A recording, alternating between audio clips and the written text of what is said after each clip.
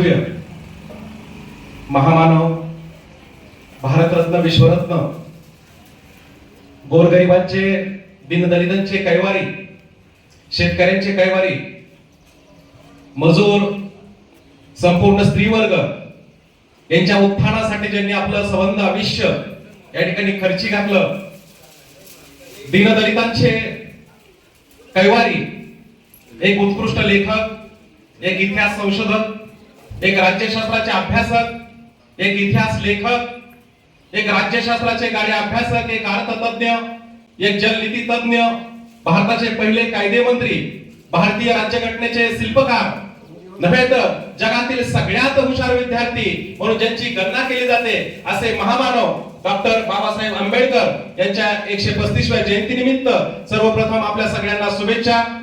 या ठिकाणी सर्वप्रथम या महामानवाच्या उत्तुंग अशा व्यक्तिमत्वाला, त्याच्या उत्तुंग प्रतिमेला आपण अभिवादन करूया। सकल आढळा गावच्या वतीने आयोजित महामानव डॉक्टर बाबासाहेब आंबेडकर यांची ही 135वी जयंती आणि या जयंतीचे सन्माननीय अध्यक्ष विकासजी आरकडे, या जयंती समितीचे सन्माननीय उपाध्यक्ष नितीनजी आरकडे, सचिव प्रेमजी आरकडे, कोषाध्यक्ष सन्माननीय बालाजी आरकडे, संघटक सचिनजी आरकडे, सहसचिव अण्णासाहेबजी आरकडे, त्याचबरोबर सदस्य जनकजी आरकडे, गणेशजी आरकडे, सुनीलजी आरकडे, अनिलजी आरकडे, बाळासाहेबजी आरकडे, राजाभाऊ आरकडे, शुभमजी आरकडे, एकनाथजी हिंगे आणि नवनाथजी सर्वगुण आपल्या सगळ्यांच्या वतीनं, आपल्या सगळ्यांच्या प्रयत्नातून आयोजित महामानव डॉक्टर बाबासाहेब आंबेडकर यांची ही 135वी जयंती फक्त भारतातच नाही, केवळ महाराष्ट्रातच नाही तर जगभर जवळपास 193 देशामध्ये आज डॉक्टर बाबासाहेब आंबेडकरांची जयंती या ठिकाणी साजरी केली जाते। हा भारतासाठी एक मानबिंदू होय की एका भारतीय व्यक्तिमत्वाची, एका महाराष्ट्रीय माणसाची जयंती 192 देशामध्ये आज साजरी केली जाते, कारण त्याच्या मागे त्यांचं प्रचंड असं उत्तुंग असं कर्तृत्व आणि त्यांचं नेतृत्व या ठिकाणी आहे। आणि म्हणून आजची ही जयंती साजरी करत असताना आपण त्यांचं उत्तुंग व्यक्तिमत्व समजून घेतलं पाहिजे। मात्र दुर्दैवानं आम्ही महापुरुष समजून घेतले नाहीत, फक्त त्यांच्या फोटोला हार घालणं आणि त्यांच्या नावाचा जयघोष करणं याच्या पलीकडे आम्ही कधी गेलो नाही आणि त्यामुळे आम्हाला कधी महापुरुष समजले नाहीत।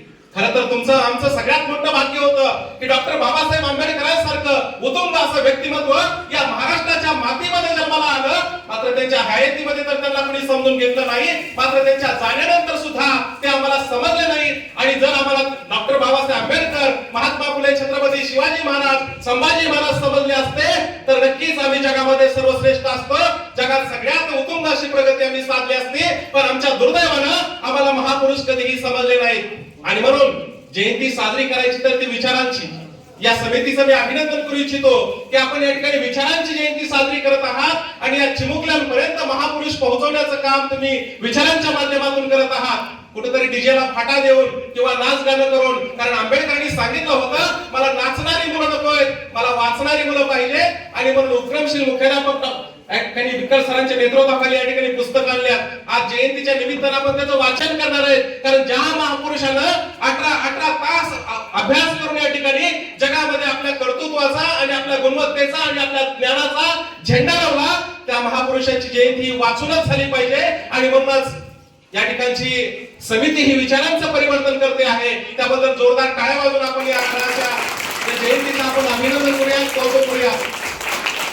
खरं तर महापुरुष अनेक वर्षानंतर जन्माला येतात आणि ज्या परिस्थितीमध्ये डॉक्टर बाबासाहेब आंबेडकरांचं व्यक्तिमत्व या भारतामध्ये जन्माला आलं ती परिस्थिती निश्चितच अतिशय प्रतिकूल होती। मात्र अशा प्रतिकूल परिस्थितीला महापुरुष घाबरत नाहीत, त्या परिस्थितीला सामोरे जातात आणि त्या परिस्थितीवर लाखाडावर बसत त्या ठिकाणी परिस्थितीवर मात करत आपल्या कार्यकर्तृत्वाचा छापा या ठिकाणी मातीमध्ये रोवतात। आणि डॉक्टर बाबासाहेब आंबेडकरांचा कार्यकर्तृत्व ठसा केवळ महाराष्ट्रात नाही, केवळ भारतात नाही तर जगामध्ये रोवला गेलाय। आणि म्हणूनच 193 देशामध्ये त्यांची जयंती या ठिकाणी साजरी केली जाते। काय परिस्थिती होती ती, किती विचित्र परिस्थिती होती, ज्या देशामध्ये माणसाला माणूस म्हणून या ठिकाणी जगण्याचा अधिकार नव्हता ज्या देशामध्ये या ठिकाणी माणसाला पाणी पिण्याचा अधिकार नव्हता, ज्या देशामध्ये माणसाला मंदिरात जायचा अधिकार नव्हता, ज्या माणसांना शाळेमध्ये जायचा अधिकार नव्हता, अशा दीनदलितांना, गरिबांना, गोरगरिबांना, शेतकऱ्यांना, कष्टकऱ्यांना, या ठिकाणी 18 पगड जातीच्या लोकांना न्याय देण्याचं काम या ठिकाणी केलं. आणि म्हणून डॉक्टर बाबासाहेब आंबेडकरांचं स्थान जर आपल्याला सांगायचं असेल तर आकाशातल्या सूर्यापेक्षा हे श्रेष्ठ स्थान आहे. आकाशातल्या सूर्याला जसं आपण मातीच्या कणाकणापासून वेगळं करू शकत नाही, पृथ्वीवर प्रत्येक सजीवाच्या कणाकणापासून, रेणूपासून, अणूपासून वेगळं करू शकत नाही, तर डॉक्टर बाबासाहेब आंबेडकरांचं योगदान या पृथ्वी तलावरच्या प्रत्येक घटकामध्ये सामावलेलं आहे. ते आपण समजून घेतलं पाहिजे. डॉक्टर बाबासाहेब आंबेडकरांचं प्रत्येक क्षेत्रात इतकं मोठं उत्तुंग असं योगदान आहे, ते योगदान आम्ही समजून घेतलं पाहिजे. केवळ फोटोला हार घालणं म्हणजे जयंती नव्हे, केवळ त्यांच्या नावाचा जयघोष करणं म्हणजे जयंती नव्हे, त्यांचं आम्ही योगदान समजून घेतलं पाहिजे. नेमकं डॉक्टर बाबासाहेब आंबेडकरांनी आमच्या देशाला काय दिलं, नेमकं देशासाठी काय केलं, या मातीतल्या लोकांसाठी त्यांनी काय केलं, आणि किती प्रतिकूल परिस्थिती होती. विचार करा, ज्या शाळेमध्ये ते शिकायला गेले होते त्यांना वर्गामध्ये बसू दिलं जात नव्हतं. अरे वर्गाच्या बाहेर बसवायचं त्यांना, सगळी पोरं वर्गामध्ये बसायची. लहान काय आंबेडकरांना प्रश्न पडायचा, अरे सगळी पोरं वर्गामध्ये बसतात आणि मला एकट्यालाच वर्गाबाहेर का बसवलं जातं? वर्गामध्ये कोपऱ्यामध्ये त्या ठिकाणी थंड पाण्याचा माठ ठेवलेला असायचा. सगळी पोरं जायची, पाणी प्यायची. मात्र आंबेडकरांना त्या माठापर्यंत पोहोचता येत नव्हतं, त्यांना पाणी पिता येत नव्हतं. त्या माठाला जर स्पर्श केला तर बाकीची पोरं त्या ठिकाणी लाथाबुक्क्यांनी मारायची. एकदा शाळेचं इन्स्पेक्शन होतं, इन्स्पेक्शन साठी साहेब आले, इंग्रज साहेब होते. त्यांनी वर्गाचं इन्स्पेक्शन करायला सुरुवात केली, एक एक प्रश्न विचारायला सुरुवात केली. पोरं गुरुजींच्या तोंडाकडे बघायची आणि गुरुजी पोरांच्या तोंडाकडे बघायचे. गुरुजींना काही कळेना, पोरांना पण काही कळेना. वर्गाच्या बाहेर बसलेलं पोरगं मात्र प्रत्येक प्रश्न विचारायचे, हात वर करायचं आणि त्या प्रश्नाचं अचूक उत्तर द्यायचं. आणि शेवटी इन्स्पेक्शन पार पडलं गेलं आणि सगळ्या प्रश्नाची उत्तरं डॉक्टर बाबासाहेब आंबेडकरांनी दिली होती. आणि इन्स्पेक्शन करणारे ते गोरे अधिकारी म्हणाले, सर तुमच्या वर्गाची आणि शाळेची सगळी इज्जत त्या वर्गाच्या बाहेर बसलेल्या एकाच पोरानं वाचवली बघा.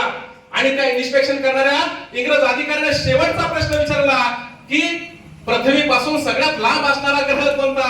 आंबेडकर त्या ठिकाणी ताडदिशी उभा राहिले आणि म्हणाले, पृथ्वीपासून सगळ्यात लांबचा ग्रह मला माहित नाही, पृथ्वीपासून सगळ्यात लांब कोण आहे मला माहित नाही, मात्र सर त्या कोपऱ्यामध्ये जो माठ ठेवलेला आहे पाण्याचा तो माझ्यासाठी सगळ्यात लांब आहे. वर्गामध्ये जो फळा आहे तो सगळ्यात माझ्यापासून लांब आहे, कारण त्या फळ्याला मला स्पर्श करता येत नाही. मला कितीही विचार केला त्या फळ्यावर जाऊन 4 अक्षर गिरवता येत नाहीत, कारण त्या फळ्याच्या पाठीमागं इतर मुलांचे डबे ठेवलेले असतात आणि त्या फळ्याला स्पर्श केला की त्यांच्या डब्याला स्पर्श होतो. म्हणून मला कोणी त्या फळ्याला हात लावू देत नाही. मला तहान लागली, मला त्या माठापर्यंत पाणी पिण्यासाठी जात नाही. आमच्या देशामध्ये या ठिकाणी डुकरं पाणी पितात, कुत्रे पाणी पितात, मांजर येऊन पाणी पितात, गुरंढोरं येऊन पाणी पितात. मात्र मला त्या ठिकाणी पाणवठ्यावर जाण्याचा, विहिरीवरती जाण्याचा, माझ्या दलित समाजाला 18 पगड जातीतल्या बांधवांना तिथं जाण्याचा अधिकार नाही. आणि म्हणूनच माझ्यासाठी पाणी हा सगळ्यात दूरचा ग्रह आहे, असं उत्तर त्यांनी दिलं. आणि इंग्रज अधिकारी त्या ठिकाणी चिंतेत पडला. अगदी बालवयात दिलेलं हे उत्तर, नक्कीच हा पोरग काहीतरी भविष्यात फार मोठं होईल आणि काहीतरी करेल याची चुणचुण त्या ठिकाणी त्याला लागलेली होती. आणि नक्कीच डॉक्टर बाबासाहेब आंबेडकरांनी जे भोगलं, अनुभवलं, त्यांच्या अंतःकरणातून प्रत्येक गोष्ट निघालेली होती. काय काय भोगलं त्यांनी. अगदी कमी वयामध्ये, अगदी 1 वर्षाचे असताना आईचं निधन झालं. परके झालेले डॉक्टर बाबासाहेब आंबेडकर आत्याकडे राहायचे आणि आत्या त्यांना सांभाळायची. आणि घराच्या समोर आत्या तिथं कचरा नेऊन टाकायची, त्या ठिकाणी राख नेऊन टाकायची. एक छोटंसं लिंबाचं झाड होतं, तिथे एक उकिरडा तयार केला होता, त्या उकिरड्यावर रोज राख नेऊन टाकली जायची. आणि डॉक्टर बाबासाहेब आंबेडकर लहानपणी त्या लिंबावरून खाली त्या उकिरड्यात उड्या मारायचे, राखेमध्ये उड्या मारायचे. आणि 1897 ला प्लेगची साथ देशामध्ये आलेली होती. आणि त्या प्लेगच्या साथीमध्ये सगळी लोक पटापटा मरत असताना डॉक्टर बाबासाहेब आंबेडकर त्या लिंबाच्या झाडावर खाली उड्या मारायचे, निवडीला चढायचे. जाताना येताना लोक म्हणायची, अरे सगळी लोक या ठिकाणी मरतायत पटापटा, मात्र हे पोरग बघा कसं जिवंत राहतंय. म्हणजे ज्याच्या मरणाची वाट या देशातले लोक पाहत होते लहानपणीच, त्या माणसानं कित्येकाच्या जीवामध्ये प्राण ओतण्याचं काम केलं आणि मानव बनून कित्येकाच्या आयुष्यामध्ये या ठिकाणी सूर्याचा प्रकाश देण्याचं काम केलं. आणि म्हणून डॉक्टर बाबासाहेब आंबेडकरांचं योगदान या मातीसाठी, या लोकांसाठी, इथल्या जन्मभूमीसाठी, मातृभूमीसाठी आणि भारतासाठी नव्हे तर जगासाठी आम्हाला समजून घ्यावं लागेल. आणि काय काय यातना सहन केले माझ्या डॉक्टर बाबासाहेब आंबेडकरांनी. ज्यांना वर्गामध्ये तर बसू दिलंच जात नाही, मात्र कटिंग करायला गेलं, एखादा मशी भादरणारा वारीक तिथं दिसायचा आणि त्याला ते म्हणायचे, माझी कटिंग करा हो कटिंग. मात्र तो म्हणायचा, तुझी जर कटिंग केली तर मला लोक वरडतील, माझ्यावर फेकसतील आणि माझ्यावर अस्पर्शता झाली म्हणून मला वाडीत टाकतील, तुझी कटिंग आम्ही करू शकत नाही. अरे ज्या समाजामध्ये, ज्या भारतामध्ये इकडे जनावरांची कटिंग केली जायची, जनावर भादरणारा वारीक या ठिकाणी ठिकाणी दलित समाजातल्या मुलांची कठीण करायला सुद्धा पुढे येत नव्हता. इतकं दुर्दैव डॉक्टर बाबासाहेब आंबेडकरांवरती आलं होतं. इतक्या यातना त्यांना सहन कराव्या आल्या होत्या आणि इतके मोठे बॅरिस्टर झाले. मात्र बडोदा संस्थानामध्ये परत आल्यानंतर ज्यांना त्या बडोदा संस्थानामध्ये राहण्यासाठी घर मिळालं नाही, किती यातना सहन केलेत त्यांनी. एवढंच नाही, परदेशामध्ये ते कोलंबियाला शिकण्यासाठी गेले. त्या ठिकाणी सयाजी गायकवाडांनी त्यांना स्कॉलरशिप दिली होती. त्या स्कॉलरशिपच्या जीवावरती अमेरिकेला गेले आणि त्या ठिकाणी जवळपास 3.5 वर्ष अमेरिकेमध्ये कोलंबिया विद्यापीठात शिक्षण घेत होते. आणि शिक्षण घेत असताना इकडे त्यांचा मुलगा दामोदर प्रचंड आजारी पडला गेला. ताप सारखी येत होती. अनेकदा उपचार करायचा प्रयत्न केला, मात्र माता रमाईंकडे पैसेच नव्हते. बिचारी इकडे तिकडे काम करून त्या लेकराला वाचवायचा प्रयत्न करत होती, मात्र पैसे नव्हतेच. मोलमजुरी करायची, थोड्याशा पैशावर उपचार करायचा प्रयत्न करायचा, मात्र त्या पैशात काही भागत नव्हतं. दामोदर फार आजारी पडला गेला आणि छोटासा दामोदर दररोज तापेने फणफणत होता. नाईलाज म्हणून त्या ठिकाणी रमाईंनी पत्र लिहिलं आंबेडकरांना. पत्र अमेरिकेमध्ये गेलं, पत्र उघडलं गेलं. आंबेडकरांनी पत्र वाचायला सुरुवात केली आणि त्यात लिहिलं होतं, बाबासाहेब तुमचा दामोदर खूप आजारी हो, खूपच ताप आहे त्याच्या अंगामध्ये. डॉक्टरांनी खूप खर्च सांगितलाय, मात्र माझ्याकडे पैसे नाहीत आणि लवकरात लवकर पैसे पाठवून द्या. ते पत्र डॉक्टर बाबासाहेब आंबेडकरांनी वाचलं आणि दोन्ही डोळ्यामधून त्या ठिकाणी अश्रू बाहेर येत होते. डॉक्टर बाबासाहेब आंबेडकर तिथे लायब्ररीमध्ये 18 तास अभ्यास करायचे. 18 तास अभ्यास करताना त्या ठिकाणी जेवणासाठी पैसे नसायचे, कारण अर्धे पैसे घरासाठी त्यांनी गावाकडे पाठवून दिलेले आणि एक वेळीच्या जेवणावरती त्यांचा अभ्यास चाललेला असायचा. आणि ते पत्र लिहितात, ओल्या डोळ्यांनी पत्र लिहितात. पत्रामध्ये लिहितात, रमाई अगं रमू, माझ्याकडे पैसेच नाहीत, काय करू मी आता?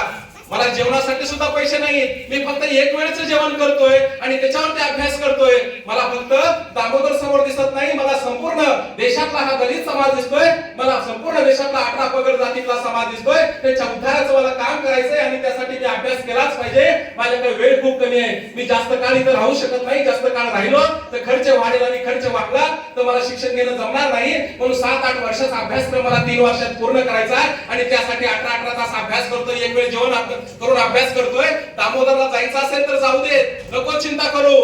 आपण एक दामोदर गमवू, पण असे देशातले अनेक दामोदर मरतायत, त्यांना कोण वाचवणार? आणि त्यांच्या वाचवण्यासाठी मला शिकायचंय.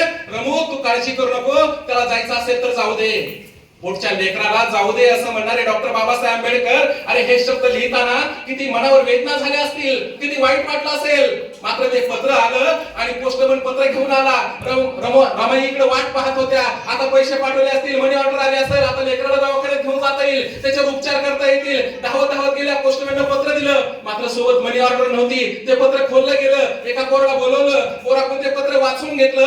पत्रामध्ये डॉक्टर बाबासाहेब आंबेडकरांनी लिहिलं होतं, रमू, मी फक्त एक वेळचं जेवतोय आणि दामोदरला जायचं असेल तर जाऊ देत, त्याच्या उपचारासाठी माझ्याकडे पैसेच नाहीत ग.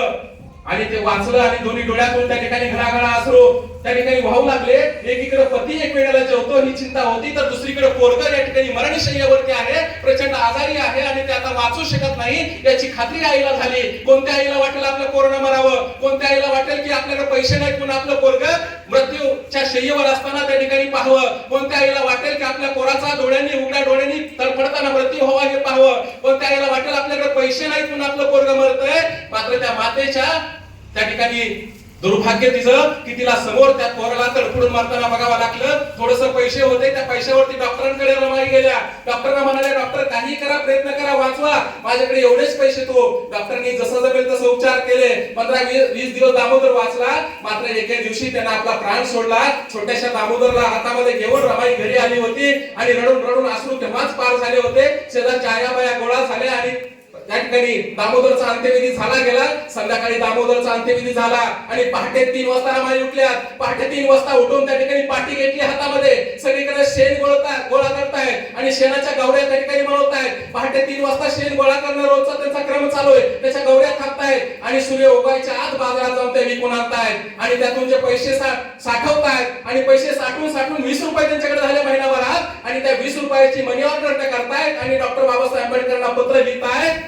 डॉक्टर बाबासाहेब आंबेडकर, बाबासाहेब तुमच्यासाठी मी हे 20 रुपये पाठवते. आपला दामोदर गेला हो, नाही वाचवू शकले मी त्याला, मात्र तुम्ही या 20 रुपयातून तुम्ही पोटभर जेवा, एक वेळ जेवू नका, मी आणखी पैसे पाठीमागून पाठवणार आहे.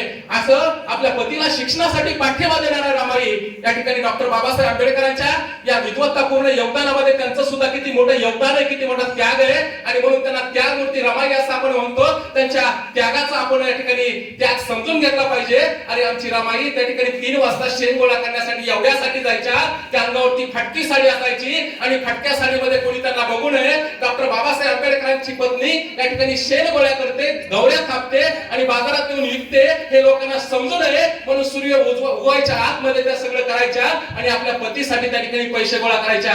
विचार करा, महामानवाचं जीवन सोपं नसतं. महामानवाच्या जीवनामध्ये प्रचंड अडचणी असतात, अनेक अडचणी येतात, अनेक समस्या येतात, मात्र ते समस्याला घाबरत नाही. डॉक्टर बाबासाहेब आंबेडकरांचं जीवन म्हणजे संकटाची माळ होय. त्यांच्या आयुष्यात इतकी मोठी मोठी संकट आली, मात्र त्या संकटाला कधी घाबरले नाही. कुठल्या संकटाला घाबरून ते मागे हटले नाही. आपल्या हाती घेतलेलं व्रत त्यांनी टाकून दिलं नाही. आपल्या हाती घेतलेला वसा ते अखंडपणे तेवतपणे त्या ठिकाणी पुढे चालू ठेवत राहिले.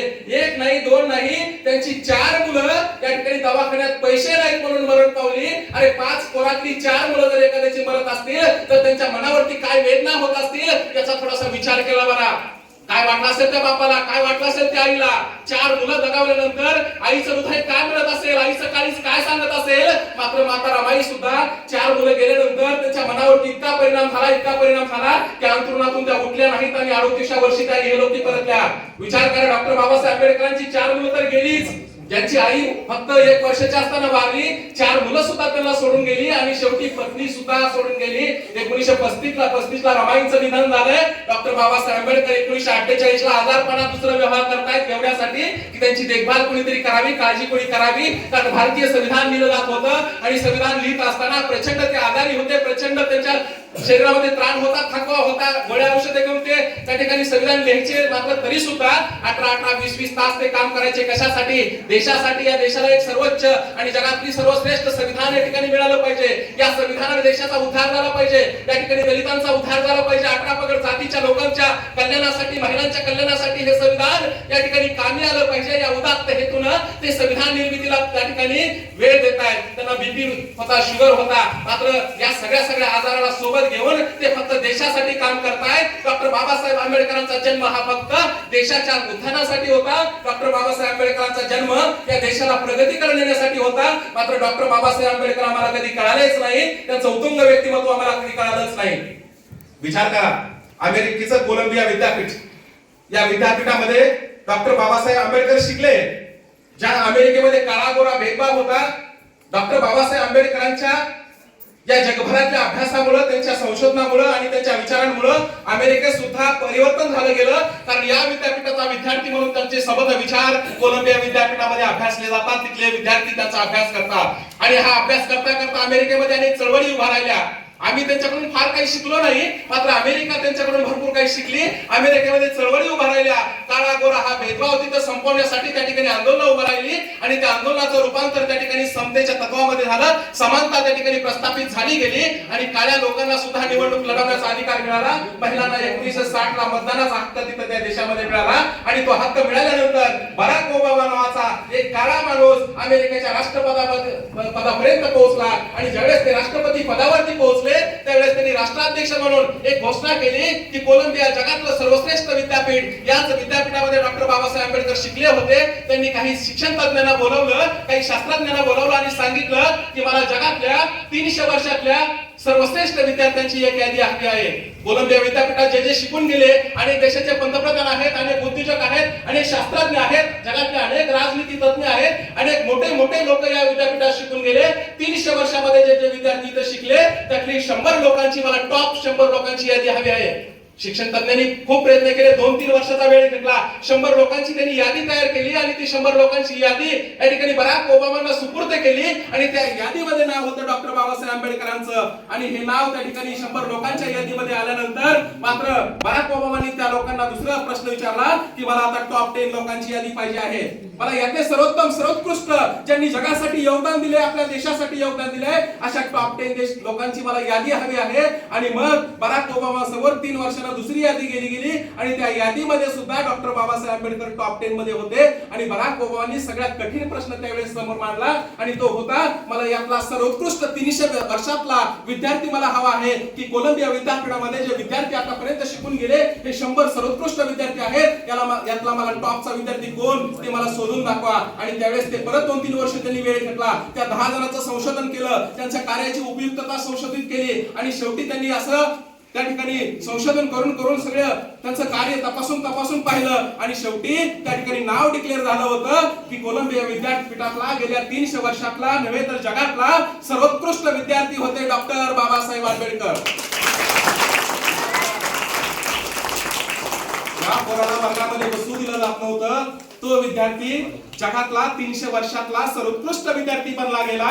म्हणजे डॉक्टर बाबासाहेब आंबेडकर यांचं कार्य आपण या ठिकाणी समजून घेतलं पाहिजे, त्यांच्या बुद्धिमत्तेला आपण समजून घेतलं पाहिजे. आणि डॉक्टर बाबासाहेब आंबेडकरांचं योगदान समजून घेत असताना डॉक्टर बाबासाहेब आंबेडकरांनी या देशासाठी काय दिलं, डॉक्टर बाबासाहेब आंबेडकरांचं या देशासाठी योगदान काय, हा प्रश्न जेव्हा विचारला जातो त्यावेळेस आपल्याला अनेक प्रश्नांची अनेक उत्तरांची मालिका आपल्या समोर निर्माण होते. डॉक्टर बाबासाहेब आंबेडकरांचं क्षेत्र एका क्षेत्रापुरतं कार्य मर्यादित नाहीये. भारताच्या स्वातंत्र्य लढ्यामध्ये त्यांचं प्रचंड मोठं योगदान आहे. गोलमेज परिषद असतील, 1935 चा प्रांतिक कायदा असेल किंवा स्वातंत्र्याची चळवळ असेल किंवा पुणे करार असेल, या प्रत्येक गोष्टीमध्ये डॉक्टर बाबासाहेब आंबेडकरांचं इतकं मोठं प्रचंड योगदान आहे की स्वातंत्र्य चळवळीला दिशा देण्याचं काम डॉक्टर बाबासाहेब आंबेडकर होते. एवढंच नाही तर दलित समाजाचा उद्धार करण्याचं काम या ठिकाणी डॉक्टर बाबासाहेब आंबेडकरांनी केलं असं आपण म्हणतो. हे सत्य नाही तर 18 पगड जातीच्या लोकांच्या उत्थानाचं आणि स्त्रियांच्या उत्थानाचं कार्य डॉक्टर बाबासाहेब आंबेडकरांच्या रूपाने झालेलं आहे. खऱ्या अर्थानं विचार करा की त्यावेळेस अस्पर्श केवळ दलित समाज नव्हता तर स्त्रिया सुद्धा अस्पर्श होत्या. एकाही स्त्रीला आज सुद्धा मंदिरातला पुजारी होता येत नाही. या देशामध्ये लाखो मंदिरं सुद्धा आहेत, मात्र एका सुद्धा मंदिरामध्ये स्त्रीला पुजारी म्हणून त्या ठिकाणी बसता येत नाही. मात्र या देशातली स्त्री पंतप्रधान झाली, या देशातली स्त्री या ठिकाणी राष्ट्रपती 2दा झाली, या देशातली स्त्री कलेक्टर होऊ शकते, या देशातली मुलगी शिव होऊ शकते, या देशातली स्त्री जिल्हा परिषद अध्यक्ष, राज्यपाल सगळ्या उच्च पदावर जाऊ शकते, न्यायाधीश बनू शकते. हे देणगी कुणाची असेल तर डॉक्टर बाबासाहेब आंबेडकरांची. डॉक्टर बाबासाहेब आंबेडकरांचं योगदान आम्हाला समजून घेतलं पाहिजे. 2004 साली अमेरिकेचे राष्ट्राध्यक्ष बराक ओबामा भारत भेटीवरती आले होते आणि डॉक्टर मनमोहन सिंग यांची त्यांनी भेट घेतली आणि एक पुस्तक डॉक्टर मनमोहन सिंग यांना त्यांनी भेट दिलं आणि सांगितलं this book is gift from oldest democracy to the biggest democracy. त्यांनी सांगितलं की हे पुस्तक मी तुम्हाला भेट देतोय जगातल्या सर्वात जुन्या लोकशाहीकडून जगातल्या सगळ्यात मोठ्या लोकशाहीला हे पुस्तक मी तुम्हाला भेट देतोय. त्यावेळेस विद्वान असणारे डॉक्टर मनमोहन सिंग म्हणाले तुम्ही जगातली सगळ्यात जुनी लोकशाही नाही आहात. बराक ओबामाला प्रश्न पडला आम्ही तर खूप जुनी लोकशाही आहोत, कारण 17व्या शतकातच अमेरिकन राज्यक्रांती झाली गेली. आणि मनमोहन सिंग तर म्हणतायत तुम्ही जगातली सगळ्यात जुनी लोकशाही नाही आहात. कारण डॉक्टर मनमोहन सिंग लगेच म्हणाले की तुम्हाला तुमच्या देशातल्या स्त्रियांना मतदानाचा अधिकार 1960 ला मिळाला. तुमच्या देशामध्ये काळे गोरे हा भेदभाव होता तो आमच्या स्वातंत्र्यानंतर संपला. मात्र त्याच्या अगोदर माझ्या देशामध्ये डॉक्टर बाबासाहेब आंबेडकरांनी स्त्रियांना मतदानाचा अधिकार दिला आणि आमच्या देशातला भेदभाव संपुष्टात आणण्याचं काम या राज्य केलं. म्हणून डॉक्टर बाबासाहेब आंबेडकरांचे उपकार या ठिकाणी प्रत्येक माणसावरती आहेत. आम्ही डॉक्टर बाबासाहेब आंबेडकरांना समजून घेतलं नाही. ते एक थोर असे जननीती तज्ञ होते. या देशातला दामोदर प्रकल्प त्या ठिकाणी उभा राहिला, हिराकूड प्रकल्प उभा राहिला. या प्रकल्पामध्ये डॉक्टर बाबासाहेब आंबेडकरांचं मार्गदर्शन आहे, त्यांचं योगदान आहे. खरं तर दामोदर नदी म्हणजे बिहारचे अश्रू. या ठिकाणी उत्तर भारतामध्ये दामोदर नदी या ठिकाणी धुमाकूळ घालायची, त्या ठिकाणी पूर आला की लोक वैतागून जायचे. डॉक्टर बाबासाहेब आंबेडकरांनी सांगितलं या नदीवरती धरण बांधा. लोकांना पटेना, लोक म्हणाली असंच पाणी वाहून जातंय तरी सुद्धा मला एवढा त्रास होतोय, इथं जर धरण बांधलं तर कित्येक लोक वाहून जातील. डॉक्टर बाबासाहेब आंबेडकरांनी सगळ्यांना समजावून सांगितलं, मंत्रिमंडळाला समजावून सांगितलं की धरण किती महत्त्वाचं आहे आणि तिथं पहिला हिराकूड प्रकल्प उभारायला या देशातले उद्योगधंदे सगळे देशातल्या इंडस्ट्री डॉक्टर बाबासाहेब आंबेडकरांच्या नेतृत्वाखाली उभा राहिल्या. भारताचे पहिले कायदे मंत्री म्हणून अनेक कायदे करण्याचं त्यांनी काम केलं. एवढंच नव्हे तर हिंदू कोड बिल त्यांनी संसदेमध्ये मांडलं. मात्र या बिलाला प्रचंड विरोध झाला गेला.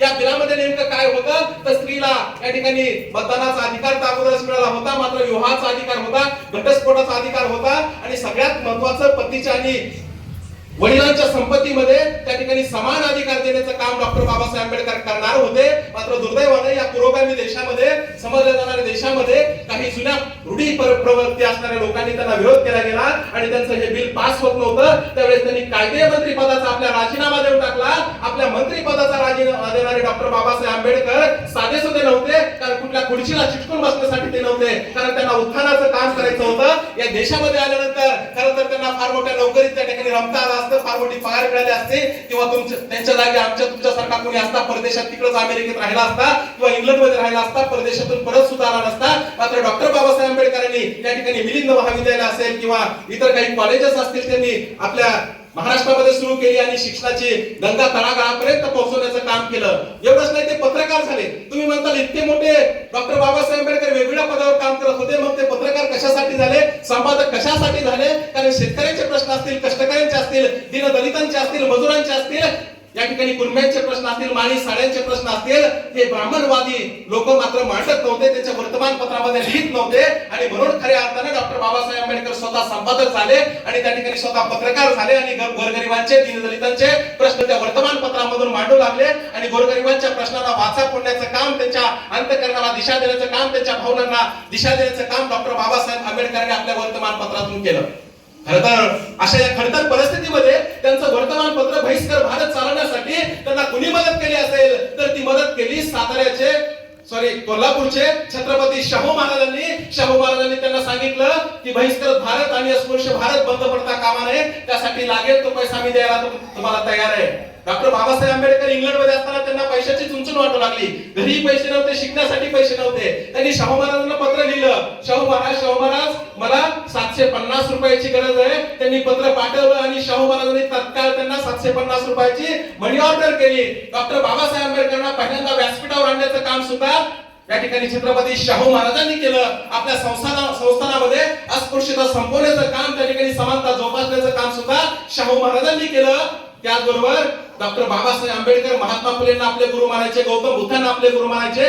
गुरु याच्यासाठी डॉक्टर बाबासाहेब आंबेडकरांनी गौतम बुद्ध कधी पाहिले नाहीत, कारण त्यांच्या जन्माच्या अगोदर जवळपास 23 वर्ष ते होऊन गेले आणि महात्मा फुले सुद्धा त्यांनी पाहिले नाहीत. डॉक्टर बाबासाहेब आंबेडकरांचा जन्म झाला त्याच्या अगोदर 3 महिने या ठिकाणी महात्मा फुलेंचं निधन झालेलं होतं. त्यामुळे त्यांच्या हयातीत त्यांना महात्मा फुले पाहता आले नाहीत आणि सावित्रीबाई पुण्यात होत्या, मात्र त्यांचंही त्यांना कधी दर्शन झालं नाही, कारण केवळ ते 6 वर्षाचे होते तेव्हा सावित्रीबाई सुद्धा इहलोकी परतल्या.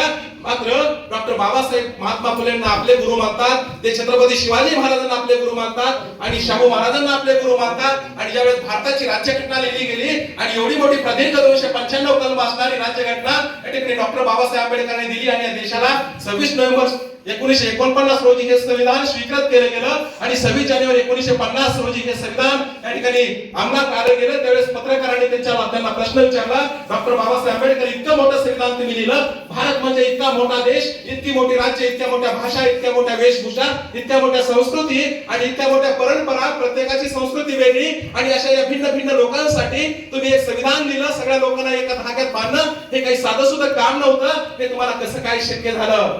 त्यावेळी डॉक्टर बाबासाहेब आंबेडकर म्हणाले, मी त्या महाराष्ट्रातला ज्या महाराष्ट्रामध्ये छत्रपती शिवाजी महाराजांचा जन्म झाला, मी त्या महाराष्ट्राचा ज्या महाराष्ट्रामध्ये महात्मा फुले होऊन गेले, मी त्या महाराष्ट्रातला ज्या महाराष्ट्रामध्ये छत्रपती शाहू राजांसारखा राजा आहे. आणि म्हणून हे संविधान लिहित असताना माझ्या डोळ्यासमोर होतं छत्रपती शिवाजी महाराजांचं साम्राज्य, ज्या साम्राज्यामध्ये 18 पगड जातीची लोक त्या ठिकाणी होती आणि 18 पगड जातीच्या लोकांच्या जोरावरती छत्रपती शिवाजी महाराजांनी राज्य केलं. त्यांनी कधी जात पाहिली नाही, धर्म पाहिला नाही आणि म्हणून या मातीमध्ये 350 वर्षापूर्वी ही नवी स्वराज्य निर्माण झालं होतं. महात्मा फुलेंनी मुलींची पहिली शाळा सुरू केली.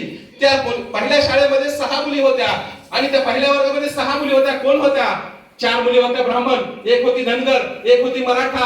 अरे महात्मा फुलेंच्या जातीची एक सुद्धा मुलगी त्या शाळेमध्ये नव्हती. महापुरुषांना कधी जात आठवत नाही, महापुरुषांना कधी धर्म आठवत नसतो. अगदी महापुरुषांना धर्म नसते, जात नसते, मात्र महापुरुषांना आम्ही जातीपातीमध्ये बांधतो आहोत का? या महाराष्ट्रामध्ये आज जातीपातीचं राजकारण पाहताना आम्हाला दुर्दैव वाटतं या महाराष्ट्राचं. याच महाराष्ट्रामध्ये महापुरुषांनी जे विचार पेरले ते विचार आम्ही कुठेतरी विसरून जातो आहोत. या विचारांचं कुठेतरी विस्मरण आम्हाला होतंय. जातीपातीच्या श्रंखलेमध्ये राजकीय लोक आपली राजकीय पोळी भाजण्यासाठी महापुरुषांना जातीपातीच्या बंधनामध्ये अटकवतात. खरं तर महापुरुषांचं कार्य हे कुठल्या विशिष्ट जाती धर्मापुरतं नसतं. आज महाराष्ट्रामध्ये वेगवेगळ्या ठिकाणी पुतळ्यावरून वाद होत आहे. एका महापुरुषाचा पुतळा त्या ठिकाणी बसवण्यासाठी दुसऱ्या महापुरुषाचा पुतळा शेजारी आणून बसवला जातो. अरे जे महापुरुष एकमेकांच्या वाटेवरती चालले, जे महापुरुष एकमेकाला आदर्श मानत राहिले, जे महापुरुष एकमेकाला वंदनीय मानत राहिले, त्या महापुरुषांच्या पुतळ्यासाठी तुम्ही भांडण करता. त्यांचे विचार कधी डोक्यामध्ये घेत नाही आणि त्या महापुरुषाच्या पुतळ्याजवळ स्वतःचा मोठा फोटो लावण्यासाठी तुमची पैज चाललेली असते आणि लोकांकडून वर्गणी गोळा करणं आणि असे पुतळे उभा करणं आणि धर्मामध्ये तेढ निर्माण करणं, जातीमध्ये तेढ निर्माण करणं हे महाराष्ट्रामध्ये चाललेलं आपल्याला पाहायला मिळतं. दुर्दैवाने आम्ही महापुरुष समजून घेतले नाही, त्यांचे विचार आम्ही समजून घेताना दिसत नाही. जाती जातीमध्ये आज समाजामध्ये भांडण आणि तेढ आपल्याला निर्माण झालेली दिसते, कारण आम्ही महापुरुष कधी डोक्यामध्ये घेतलेच नाही. फक्त नाच धिंगाणा आणि जयंती आली की दारू पिऊन त्या ठिकाणी डान्स करणं आणि नाचणं, अशी जर जयंती या महाराष्ट्रामध्ये आणि देशामध्ये साजरी होत असतील तर आम्ही कधी महापुरुषांना समजूनच घेतलं नाही. आज कोलंबिया विद्यापीठ असेल, ऑक्सफर्ड विद्यापीठ असेल, अशा विद्यापीठामध्ये डॉक्टर बाबासाहेब आंबेडकर यांच्यावरती त्या ठिकाणी अभ्यासक्रम आहे आणि अभ्यासक्रम शिकवला जातो. आणि त्या कॅलिफोर्निया कोलंबिया विद्यापीठानं डॉक्टर बाबासाहेब आंबेडकरांचं 2004 साली विद्यापीठाच्या समोर पुतळा उभा केला आणि बराक ओबामांच्या हस्ते त्या पुतळ्याचं उद्घाटन झालं आणि त्या ठिकाणी बराक ओबामांनी त्या ठिकाणी सिंबॉल लावायला लावलाय की काय लावलंय? सिंबॉल ऑफ नॉलेज, ज्ञानाचं प्रतीक म्हणजे डॉक्टर बाबासाहेब आंबेडकर. अरे अमेरिकेचे राष्ट्राध्यक्ष म्हणतात डॉक्टर बाबासाहेब आंबेडकर हे ज्ञानाचे प्रतीक आहेत आणि आम्ही मात्र त्याच्याकडून काहीच शिकत नाही. हे आमचं दुर्दैव आहे. ज्या ऑक्सफर्ड युनिव्हर्सिटीमध्ये शिकले त्या ऑक्सफर्ड युनिव्हर्सिटीने लिहिलंय doctor Babasaheb Ambedkar was the student of our university, we are proud of that. London School of Economics त्या शाळेमध्ये त्यांनी अर्थशास्त्रामध्ये पीएचडी केली आणि समोर लिहिलंय डॉक्टर बाबासाहेब आंबेडकर हे आमच्या विद्यापीठाचे विद्यार्थी होते, यांचा आम्हाला सार्थ अभिमान वाटतो आणि त्यांना अभिमान वाटतो. आणि आम्ही मात्र जयंती साजरी करायची म्हणलं डॉक्टर बाबासाहेब आंबेडकरांची ती फक्त दलित समाजाने करायची. परवा एका ठिकाणी व्याख्यानाला गेलो होतो, त्या ठिकाणी महात्मा फुलेंची जयंती होती आणि 99% चेहरे मला फक्त माळी समाजाचे दिसत होते. छत्रपती शिवाजी महाराजांची जयंती आली की मराठ्यांनी साजरी करायची. या ठिकाणी एखाद्या महापुरुषाची जयंती आली की त्या समाजातल्या लोकांनीच फक्त साजरी करायची आणि बाकीच्यांनी लांब राहायचं, कारण महापुरुष आम्हाला कधी कळालेच नाही. छत्रपती शिवाजी महाराजांचं कार्य फक्त मराठ्यांपुरतं नव्हतं, या ठिकाणी डॉक्टर बाबासाहेब आंबेडकरांचं कार्य फक्त दलितांपुरतं नव्हतं, त्या ठिकाणी महात्मा फुलेंचं कार्य फक्त माळ्यांसाठी नव्हतं, ते 18 पगड जातीसाठी होतं. ते कार्य आम्ही समजून घेतले पाहिजे, त्यासाठी विचारांची जयंती साजरी झाली पाहिजे आणि म्हणून आम्ही या ठिकाणी त्याचे विचार आमच्या स्मरणात घ्यायला पाहिजेत. वेळ खूप होतोय आणि छोटी छोटी मुलं आहेत त्यामुळे जास्त वेळ घेणार नाही. अजून बक्षीस वितरण आहे, पुस्तकं वाचायचे आहेत, त्यामुळे वाचाल तर वाचाल. डॉक्टर बाबासाहेब आंबेडकरांनी 18 तास अभ्यास करून या ठिकाणी जगाच्या पटलावरती आपल्या ज्ञानाचा ठसा या ठिकाणी उत्तुंगपणे त्या ठिकाणी रोवलेला आहे. त्यांच्या पावलावरती पाऊल आम्हाला टाकायचं असेल, आम्हाला काहीतरी मोठं व्हायचं असेल तर त्यासाठी आम्ही प्रचंड वाचन केलं पाहिजे, कारण वाचनाने डॉक्टर बाबासाहेब आंबेडकर मोठे झाले. आणि म्हणून आपण खूप वाचाल, खूप अभ्यास कराल आणि अभ्यास करून डॉक्टर बाबासाहेब आंबेडकरांच्या पावलावरती पाऊल ठेवून आपल्याला क्रांती सूर्य, ज्ञान सूर्य नाही होता येणार, मात्र आपण एखादा कलेक्टर होऊ शकतो, एखादा तहसीलदार होऊ शकतो, एखादा एसपी होऊ शकतो आणि समाज परिवर्तनाचं कार्य करू शकतो. परत एकदा 135व्या डॉक्टर बाबासाहेब आंबेडकरांच्या जयंतीनिमित्त आपल्या सगळ्यांना मनपूर्वक शुभेच्छा देतो आणि मला या ठिकाणी संधी दिली त्याबद्दल आपल्या सगळ्यांचे खूप खूप धन्यवाद व्यक्त करताना सांगतो.